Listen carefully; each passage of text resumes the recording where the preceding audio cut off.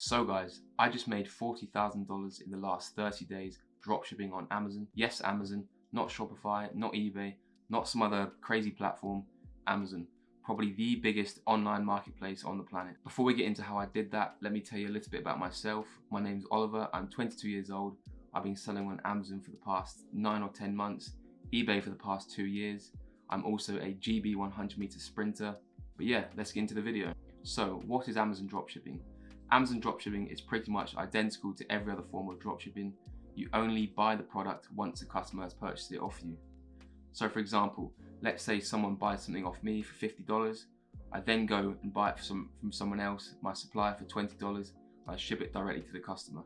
Be sure to like and subscribe and comment if you like the video, and be sure to hit the notification bell to stay updated when I post more content. But yeah, let's go. So as you can see, we are inside my Amazon Seller Central account. I will blur out some info that's a bit private so you guys can't see that. But as you can see, today we've had £603 in sales so far. But if I go into this and load up the sales dashboard and put a custom date range of last month, the 1st of November to the end of November, you can see we did £30,417.29 in sales. On the next few clips, I'll convert it to dollars so you guys can have a better understanding if you're from the US. But as you can see, £30,000 across 737 orders with an average order value of £41.27. I've put together a little presentation of all the figures so you can get a full understanding of how it was done.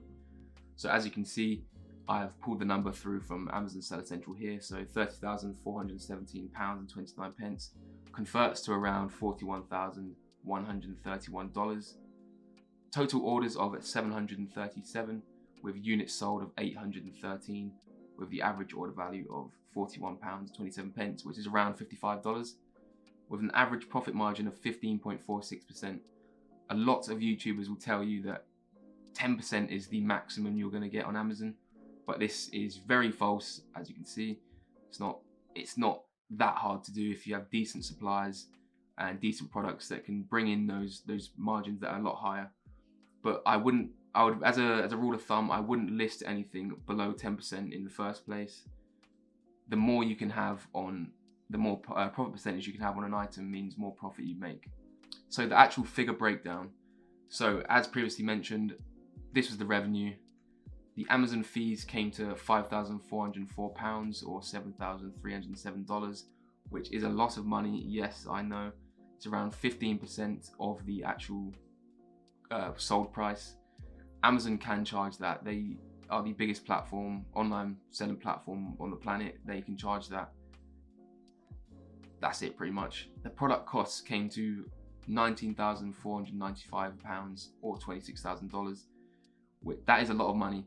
If you have a credit card, a Amex card, or anything that has good points, you can use them to get free holidays, free flights, etc. That's what I've been doing with my American Express card, racking up points, getting free holidays. Cashback, this is the figure from cashback sites such as Top Cashback, Quidco, but mainly Top Cashback. I think in the United States you call these rebates or something.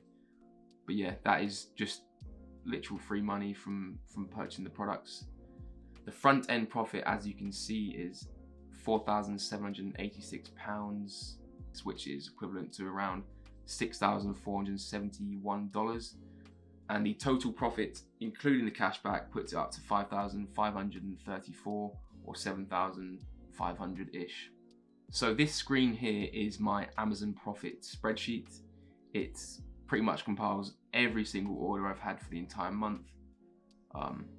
As you can see, there's a lot of orders on here, the total which was on the presentation. As you can see in this column here, this is the profit percentage of the individual orders. There's not many below 10%. As I said earlier, I do not list many things below a minimum of 10% profit margin. As a rule of thumb, that is what you should be doing. You want to be ensuring you get these big profit margins of around 20% upwards if you can. That they're the ones that make you the best margins, the best profit, the best money. And as you can see, I categorized these into if it's under 10%, it's like a dark green. If it's over 10%, it is a light green. So it gives me a good understanding of how many decent profit margins products I have. But yeah, that is pretty much that. As I mentioned earlier, this was down to Amazon dropshipping. You've probably seen this diagram here a lot if you watch YouTube videos.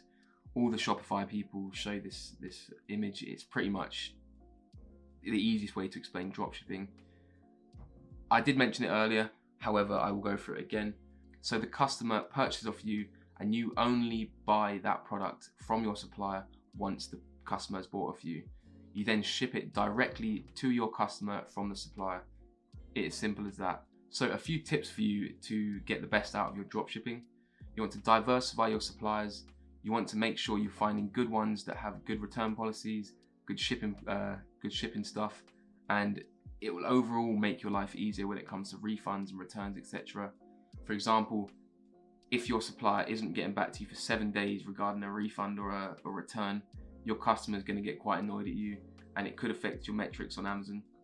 If you do watch a lot of Amazon dropshipping videos, you will notice there's a common theme between them all, that metrics do matter on Amazon and you want to keep on top of them. And if you're getting bad feedback from not being able to reply to customers about returns, etc., that will put your metrics down. So make sure you have good suppliers that have good returns and refund policies. So as I mentioned earlier, try to have at least a profit margin of 10% on every one of your products. I wouldn't recommend going less than that unless they are a high ticket item, because overall you make more profit. But as a general rule of thumb, try and get over 10%, try and get over 12% if possible. The final tip I have for you is to increase your profitability. This is by using cashback sites. It's literally free money. All you have to do is click on a link before you go onto your supplier's website, and it literally gives you cash back. It's free money. So that's pretty much it. That's how I made $40,000 in the month of November. Yes, it wasn't all profit, but a good chunk of it was, around $7,000 or so. If you have any questions, be sure to drop them below. I'll get back to all of them. If you have any video suggestions, be sure to drop them below. I have some good ideas coming up around Amazon, eBay, everything, Shopify, and the whole make money online and personal finance niche. So yeah, be sure to drop a like, drop a comment, and subscribe, hit the notification bell, and I'll see you guys next time.